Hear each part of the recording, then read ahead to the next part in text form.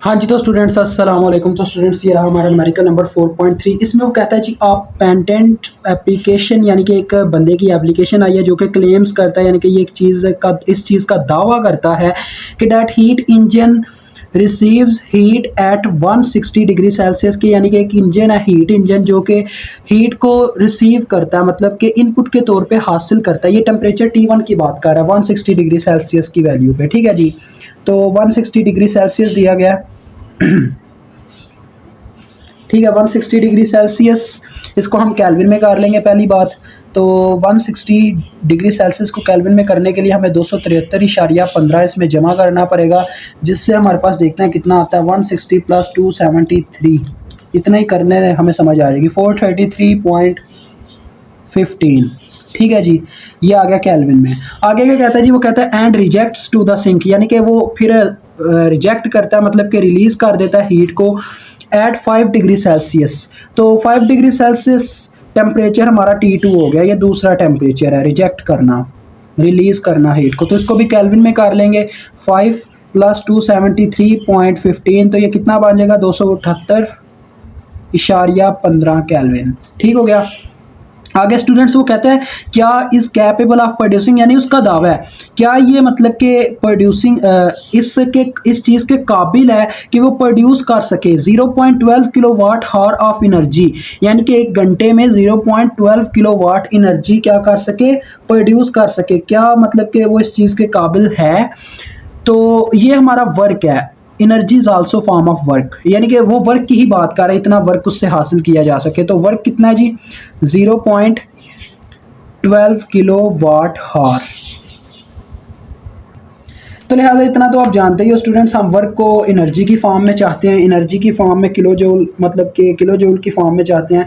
तो उसमें कन्वर्ट करने के लिए देखो ये हार है ना घंटा है, तो घंटे को हम सेकंड्स में ले जाएंगे इसकी ओरिजिनल फॉर्म में, जिसे वाट और अपना जो क्या नाम है सेकंड, वो दोनों मिल के जूल बना देंगे। ठीक है जी। तो देखो 0.12, अब हार में कितने घंटे होते हैं जी 60 घंटे, और सॉरी घंटे बोल गया हूँ।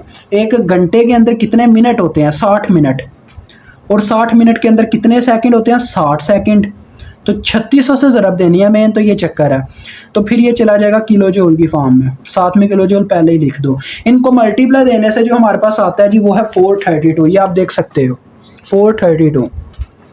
तो ये आ गया जी 432 किलो जूल वर्क। ठीक है जी। अब आगे की बात करते हैं। देखिए स्टूडेंट्स आगे वो कहता है जी कि अगर उसे कितनी हीट दी जाए, यानी कि ये इनपुट की बात कर रहा है। हाँ, 1000 किलो जूल हीट दी जा रही है, जो कि Q1 की बात कर रहा है, क्योंकि Q1 ही हमारी इनपुट होती है, इतना तो आप जानते ही हो। 1000 kilo joule, this is our Q1। अब वो कहता है कि क्या वो एक वैलिड क्लेम है, यानी कि वो ठीक दावा कर रहा है, यानी कि क्या ऐसा पॉसिबल है। तो इस कंडीशन के अंदर जब भी ऐसा कोई क्वेश्चन आ जाए, आपने क्या चेक करना होता है, आपने पहले तो हीट इंजन की थर्मल इफिशियंसी चेक करनी है, फिर कार्नट इंजन की इफिशियंसी, यानी कि उसके टेम्परेचर के लिहाज से चेक करेंगे, और इनपुट और आउटपुट वर्क के लिहाज से चेक करेंगे। सबसे पहले मैं क्या करता हूँ जी, देखो इतना चेक कर लेता हूँ कि क्या उसका इंजन कितना इफिशिएंट है, कितना वर्क कर सकता है। उसने बात की अपने दावे के मुताबिक कि उसने इस 10 टेम्परेचर्स पे चेक किया है, यानी कि उसने इन टेम्परेचर्स के ऊपर हीट दी भी है इनपुट के तौर पे और आउटपुट के तौर पे ली भी है। तो क्या वो इस काम भी आएगा, इतना वर्क वो हीट उस लिहाज से दे सकेगा। तो देखो थर्मल इफिशियंसी का फार्मूला कार्नेट के लिहाज से इस्तेमाल करूंगा मैं।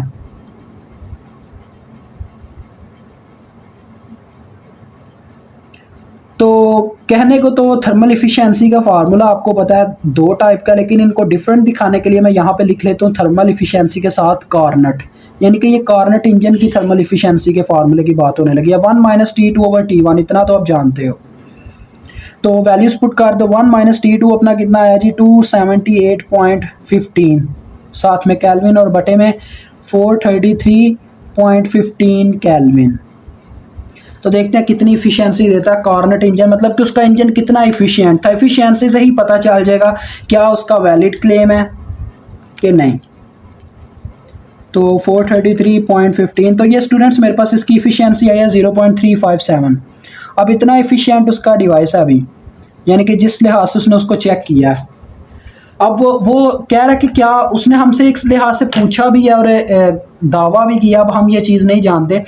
तो हमने मेन चेक करना है क्या उसने मतलब दावा ठीक किया है। तो देखो हम अब चेक करेंगे efficiency according to heat engine के लिहाज से, ठीक है। तो देखो अब मैं थर्मल इफ़िशियंसी निकालूंगा इंजन के लिहाज से, और ये आपको फार्मूला याद होगा स्टूडेंट्स, ये हमारे पास हमने इसको बनाया था 1 माइनस Q2/Q1, लेकिन उससे पहले इसका फार्मूला था आउटपुट ओवर इनपुट, जिसके लिहाज से work done over Q1 direct मैं लगा सकता हूँ। अदरवाइज आप चेक कर सकते हैं क्योंकि W बराबर होता है Q1 माइनस Q2 के, यानी कि ये फार्मूला हमारे पास होता है W is equal to Q1 minus Q2। इस फार्मूले की मदद से आप Q2 निकाल के फिर वो वाला फार्मूला लगा सकते हो 1 माइनस Q2/Q1, लेकिन ये ज़्यादा बेटर है, आप डायरेक्ट ही लिख दो यहाँ पे आउटपुट ओवर इनपुट, यानी कि आउटपुट हमारा वर्क होता है और इनपुट वो हीट जो हम उससे हासिल करते हैं, इंजन को जो हीट देते हैं Q1। तो ये फार्मूला अगर इफिशियंसी इनकी मैच हो गई, यानी कि ये भी 0.357 इफिशियंसी दे गया, तो फिर ये एक वैलिड क्लेम होगा। अगर ये इससे हायर आ जाती है तो फिर ये इनवैलिड क्लेम होगा, और इससे अगर लो आ जाती है फिर भी वैलिड होगा, लेकिन इससे हायर नहीं आनी चाहिए वैल्यू, क्योंकि ये दिखाएगा कि जितना वर्क आप ये लेना चाहते हो। चलो मैं वो बाद में समझाता हूँ, पहले निकाल के दिखाता हूँ। 432 डिवाइडेड बाय 1000, तो ये तो वैसे ही नज़र आ रहा है, 0.432 आ रही है एफिशिएंसी। तो देखो स्टूडेंट्स ये ज़्यादा आ गई है। अब देखो आप इसका आंसर है कि ये नॉन वैलिड क्लेम है, मतलब कि उसका क्लेम जो है, ये दावा जो है ये गलत है, ये ऐसा हो ही नहीं सकता। तो अब मैं आपको बताता हूँ मेन इसका ना मतलब कि कंसेप्ट क्या है, कैसे पता चला मुझे ये नॉन वैलिड क्लेम है, और ये मेरी बात का क्या चक्कर है कि मैं बता रहा हूँ कि इससे कम होता है, इससे ज़्यादा होता है। देखो स्टूडेंट्स, ये जो उसने उससे इफिशियंसी हासिल किया उसने अपने इंजन से, उसकी आई है 0.357, ठीक है। यानी ये पता नहीं कितना, ये जो इंजन है ये कितना वर्क करता होगा ये वाला इंजन, लेकिन जिस इंजन के लिए वो कह रहा है, यानी कि ये वाला ही इंजन वो कहता है, क्या वो इतना वर्क करने के लिए लायक है, इतना काम करने के लायक है? ये दावा बिल्कुल गलत है, क्योंकि स्टूडेंट्स देखो वो कहता है कि अगर आप इतना वर्क लेना चाहते हो ना, इतनी एनर्जी देके, मतलब अगर आप 1000 किलो जूल एनर्जी देते हो इनपुट के तौर पे और वर्क लेना चाहते हो 432 किलो जूल का, तो आपका जो इंजन है वो इतना एफिशिएंट होना चाहिए, 0.432 उसकी इफिशियंसी होनी चाहिए, ये वो कहता है। लेकिन जो उसके पास इंजन है वो कितना है जी, 0.357% इफिशियंस है, यानी कि 35.7% इफिशियंस है। तो देखो क्या होगा जब वो इतनी ही हीट इसको देगा, तो उसका नतीजे में ये रिजल्ट निकलेगा कि उसका जो वर्क होगा वो कम होगा। ठीक है, समझ आ रही है मेरी बात की? आप चाहो तो आप इस तरह से भी चेक कर सकते हो कि उसकी थर्मल इफिशियंसी है 0.357, यही फार्मूला लो, इसमें थर्मल इफिशियंसी की वैल्यू वो वाली रखो, उसी से आप अपने वर्क की वैल्यू निकालो, 1000 से उसने मल्टीप्लाई होना है, आंसर आना है आपके पास 357 किलो जूल। तो देखो वो 357 किलो जूल का वर्क बस दे रहा है, जबकि हमारा जो इंजन जो उसने दावा किया वो कहता है कि ये इंजन 432 किलो जूल तक मुझे वर्क करके दे, तो ये तो पॉसिबल ही नहीं है। सो लिहाजा ये एक नॉन वैलिड क्लेम है। समझ आ गई जी इस बात की? अब मैं आपसे इजाज़त चाहता हूँ। अल्लाह हाफिज़, अस्सलाम वालेकुम।